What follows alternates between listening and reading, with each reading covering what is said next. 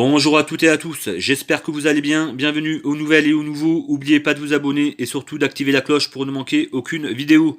Aujourd'hui, on va parler réserve alimentaire, les produits que moi je sélectionne, comment créer une réserve alimentaire qu'on a déjà du mal à joindre les deux bouts à chaque fin de mois, et pourquoi créer une réserve alimentaire. On va commencer tout de suite par les produits sélectionnés. La classique boîte de conserve. Alors, comme vous le voyez, que ça soit pour le sucré ou le salé, j'essaie de varier autant que possible. Après, c'est aussi au goût de chacun. À savoir que les DLC, date limite de consommation, pour une boîte de conserve, sont données à peu près pour 3 ans, mais vous pouvez largement dépasser, et même de plusieurs années, via un bon conditionnement. Le riz et les pâtes sèches. La date limite de consommation varie en général de 2 à 3 ans, mais via un bon conditionnement, à l'abri de la lumière et de l'humidité, vous pouvez largement dépasser de plusieurs années. Le thon et les filets de maquereau. Alors, les DLC varient pour une durée entre 2 à 3 ans, mais nous pouvons mettre ces produits dans la catégorie boîte de conserve et donc dépasser largement la date limite de consommation de plusieurs années.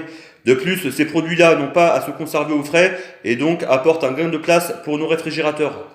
Les soupes lyophilisées. Alors, la date limite de consommation, en général, va jusqu'à 1 an. Pourquoi moi je ne prends pas des soupes en briques liquides? Tout simplement pour le gain de place. Avec ces sachets lyophilisés, c'est facile de les empiler. Dans un placard, ça rentre. Vous pouvez les mettre où vous voulez, ça prendra pas beaucoup de place.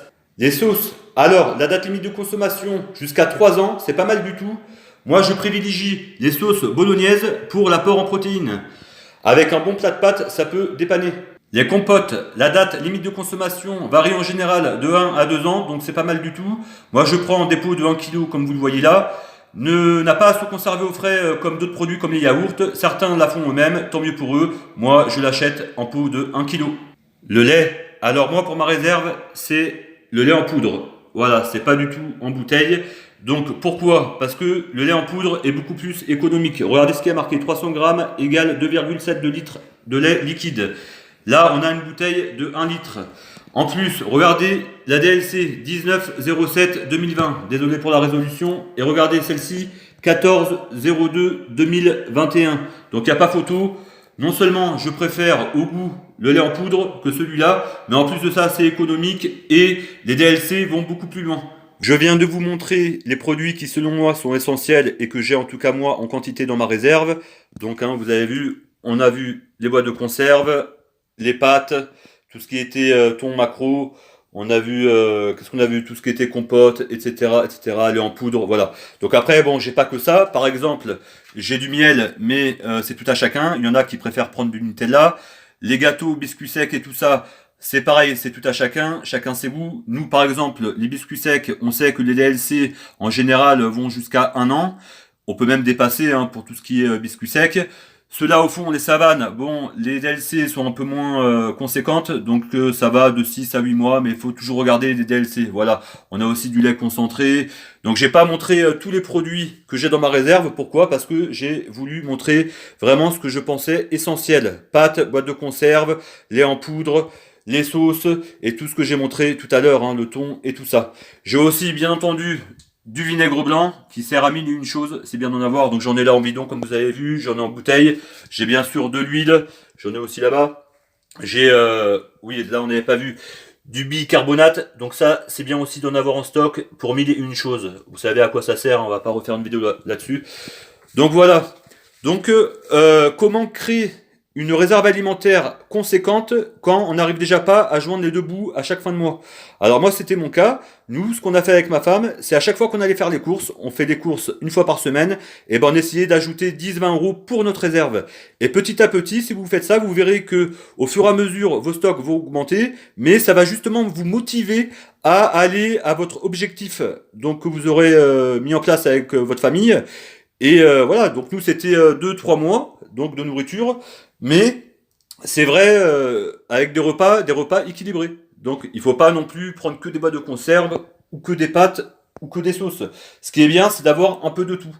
Voilà, que les repas puissent être équilibrés. Après, certes, ça reste du dépannage. C'est pour ça que moi, j'ai choisi ces produits-là. Pourquoi avoir une réserve alimentaire chez soi? Bah ça aussi, c'est tout à chacun. Moi, il y a 3 ans à peu près, sur ma chaîne YouTube, j'ai publié une vidéo avec pour titre Stock de nourriture et produits de première nécessité, dans laquelle j'ai donné mon motif principal, celui en cas de mois difficiles. C'est vrai que moi et ma femme, on pioche au quotidien assez souvent dans notre réserve. J'avais donné aussi le motif du risque pandémique. La preuve, ça arrivait. Je disais que ça pouvait arriver et que si un agent infectieux se baladait à droite ou à gauche, que une réserve alimentaire pourrait permettre de ne pas avoir à traîner dans les grandes surfaces alimentaires. Voilà. J'avais parlé aussi de catastrophes naturelles. J'avais parlé de chutes de neige importantes selon la région où on habite. Nous, c'est vrai qu'on est en Auvergne et on s'est retrouvé déjà bloqué plusieurs jours par rapport à des chutes de neige. Voilà. Et donc voilà. Après, c'est tout à chacun.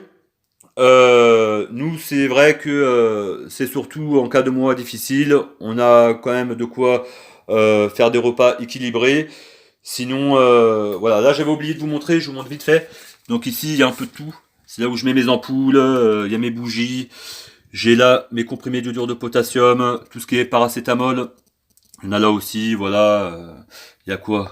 Enfin, voilà, des savons au fond, j'ai un peu de tout. Vous voyez, des briquets, des allumettes, des piles. Ici, c'est ma trousse, ma caisse à médoc. Là, j'ai la Javel, je sais pas si on l'avait vu. Voilà. Et puis, ma caisse pandémie avec les cartouches de gaz. Voilà, c'était juste parce que j'avais oublié de le faire. Donc, non, voilà, les réserves alimentaires, ça dépend de tout à chacun. Nous, c'est vrai que ça nous dépanne. Pour les rotations, ce qu'on fait, c'est déjà, on pioche assez souvent, comme je vous ai dit, dans notre réserve. Donc, on sait ce qu'on prend, on remet par la suite. Et quand on va faire des courses, on prend souvent les mêmes marques de pâtes ou des boîtes de conserve ou les filets de maquereau, de thon et tout ça. Ce qu'on fait, c'est que on bascule nos produits de la réserve dans nos placards et ce qu'on vient d'acheter dans le magasin, on le bascule dans notre réserve. Voilà, on sait les dates, on connaît nos dates et tout ça. Donc après ça, c'est une organisation selon chacun aussi. Donc j'espère que cette vidéo vous aura plu et je vous dis à une prochaine. Ciao ciao.